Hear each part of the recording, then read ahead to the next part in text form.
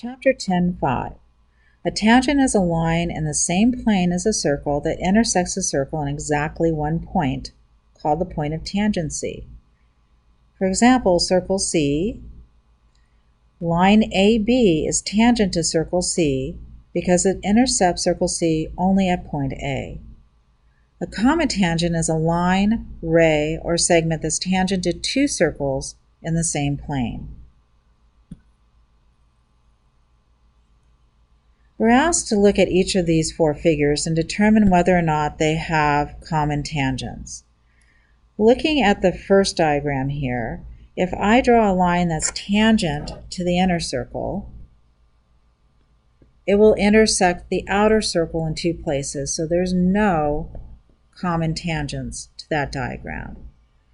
In the next diagram, I can draw this tangent line and this tangent line. So there are two common tangents. In the next diagram, let's see how many tangents we can come up with.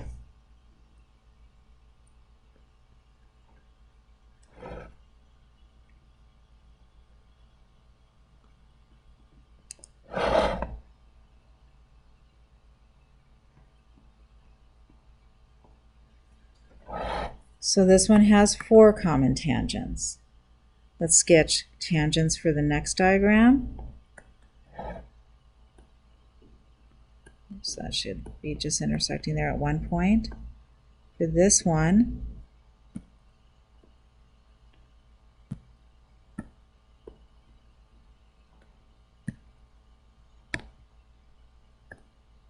let's give it another whirl here.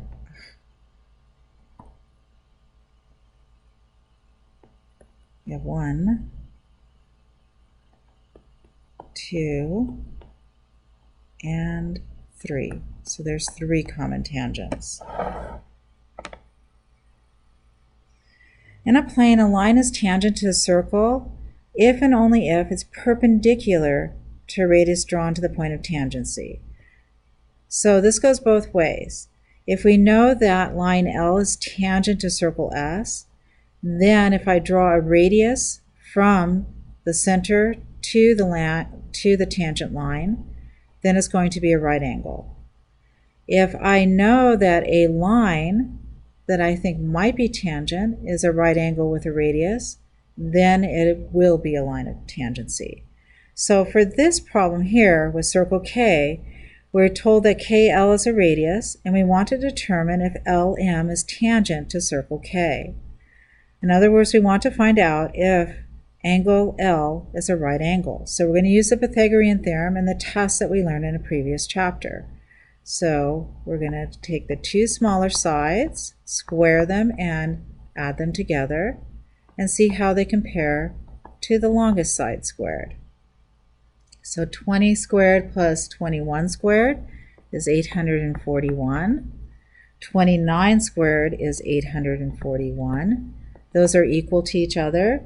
So that tells us that triangle KLM is a right triangle, that angle L is a right angle. So therefore, since KL, the radius, is perpendicular to the segment LM, we can say that LM is tangent to circle K.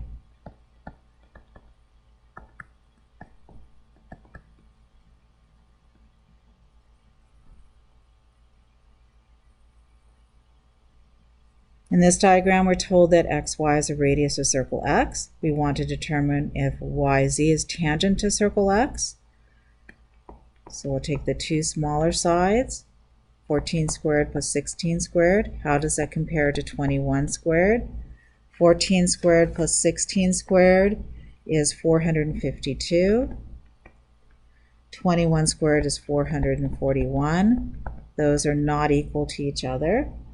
So no, YZ is not tangent to circle X. In the next figure, we're asked to find, or we are told that WE is tangent to circle D at point W, and we want to find the value of x. So we know this is a right triangle, so we use the Pythagorean theorem. The two smaller sides, x squared plus 24 squared, equals, the length of this side right here is x plus 16, so x plus 16 squared. So x squared plus 24 squared is 576, equals, we'll multiply this out, x squared plus 32x plus 256. We can subtract x squared from both sides. So we have 576 equals 32x plus 256. Subtract 256 from both sides, and we have 320 equals 32x. Divide both sides by 32, and we have that x equals 10.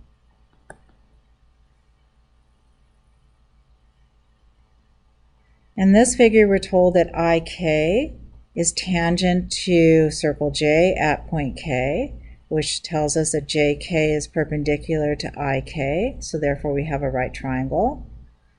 The length of this side is x plus 8. So x squared plus 16 squared equals x plus 8 squared. So x squared plus 256 equals x squared plus 16x plus 64. Subtract x squared from both sides. We have 256 equals 16x plus 64. Subtract 64 from both sides. 192 equals 16x. Divide both sides by 16. And we have that x equals 12.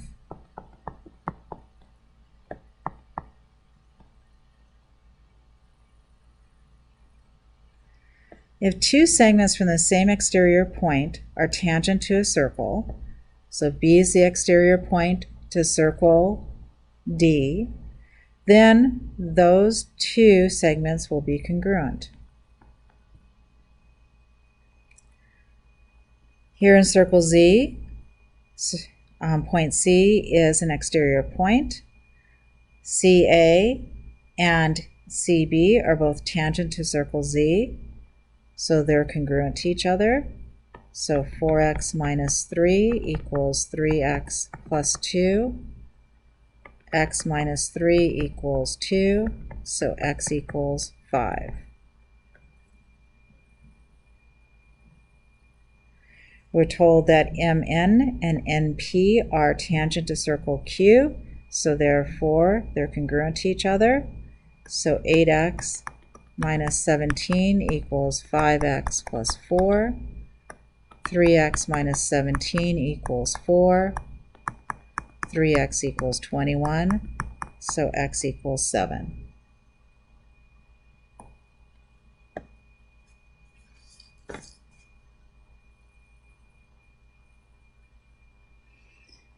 The round cookies are marketed in a triangular package so that it will become something that the consumer might see on the shelf and interest them.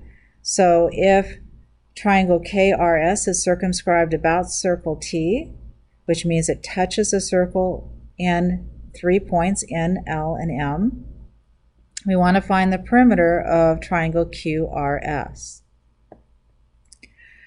So we know here that QN will equal QL. So this will be 2 and this will be 2. For these two right here, we know that SN will equal SM. So if that's 10, this is also 10. If this whole entire length of QR is 8, and this portion here is 2, then this portion here has to be 8 minus 2, which is 6, which makes this one 6 also, because MR is equal to RL. So we know by our theorems that QN is congruent to QL, MR is congruent to RL, and SN is congruent to SM. And that's why we could say each of those lengths are equal. Now we want to find the perimeter, which would be the three sides added together. So we want to add the length of SQ plus the length of SR plus the length of QR. SQ would be 10 plus 2. SR would be 10 plus 6. And QR is length 8. So 12 plus 16 plus 8, which will give us 36 centimeters.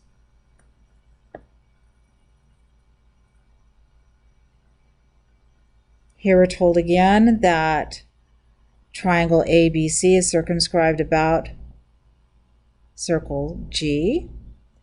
So we know that AF is congruent to AE. So since AF is 12, AE will also be 12. EC is congruent to CD.